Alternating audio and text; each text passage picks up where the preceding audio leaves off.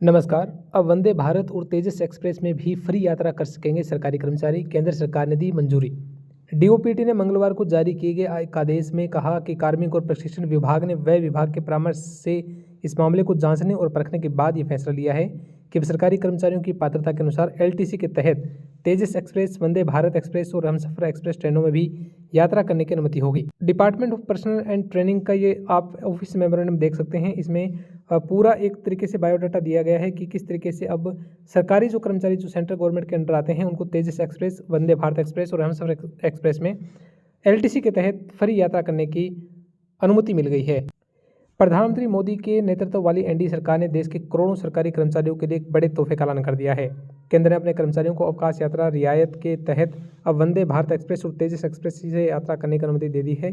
कार्मिक और प्रशिक्षण विभाग को एलटीसी के तहत अलग अलग प्रीमियम ट्रेनों की स्वीकार्यता के बारे में अलग अलग ऑफिसों व्यक्तियों से कई सुझाव मिले थे, जिसके बाद केंद्र सरकार ने अपने कर्मचारियों को एलटीसी के तहत वंदे भारत और तेजस से यात्रा करने की मंजूरी को फैसला दे दिया है।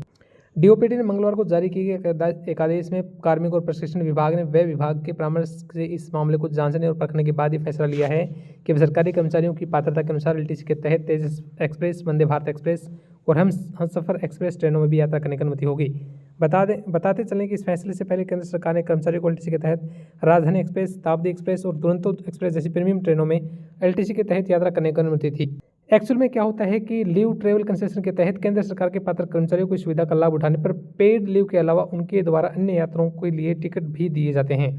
यानी उनके टिकट पर जो खर्चा होता है उसका पैसा उनको वापस मिल जाता है। उसके बदले में उनको जो लीव जो होती है उसको सरेंडर करना पड़ता है। इस सुविधा के तहत कर्मचारी जो हैं वो 4 साल के ब्लॉक के दौरान अपने गाँव, घर या भारत में किसी भी जगह पर जा सकते हैं। योजना के तहत सरकारी कर्मचारी या तो 2 साल के ब्लॉक में 2 बार अपने घर जाने के लिए एलटीसी का लाभ उठा सकते हैं, या फिर 2 साल की अवधि में 1 बार अपने घर जाने और 2 साल के दूसरे ब्लॉक में भारत के किसी भी स्थान पर जाने के लिए इस फायदे का उठा सकते हैं।